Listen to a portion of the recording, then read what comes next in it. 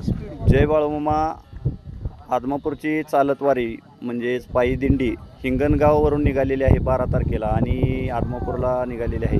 तर आपण 13 तारखेला त्यात सहभागी झालेलो आहे आणि ज्यांनी कल्पना केली, ज्यांच्या मनात हे रोपटं बीजांकुरण झालं, त्यांच्याबरोबर आपण बोलणार आहे। ते आपले सगळ्यांचे प्रिय अवताडे दादा यांच्याबरोबर आपण मुलाखत घेणार आहोत, त्यांच्याबरोबर बोलणार आहोत की सुरुवात मनात कशी आली। दादा जय बाळूमामा। तर आम्हाला तुमच्याकडून हे जाणून घ्यायचं होतं की ही जे बीज आहे ते कसं अंकुरलं की पायी दिंडी आपण इथलं नेली पाहिजे, काही ह्याच्याविषयी आम्हाला माहिती पाहिजे जरा। 1985 साली मी 4थीत होतो आणि असं शाळेत खेळता खेळता मुलांच्या समोर असं म्हणलं की दोन देवदूताला एका लहान मुलांनी पाणी पाजलं 1985 साली।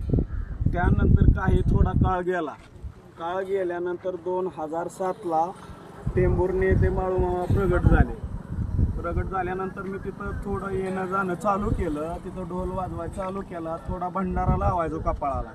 त्यावेळेस भंडारा हा काय आवडत नव्हता मला, एक टिकला लावायचं आणि यायचं, आपलं आरती करायचं यायचं।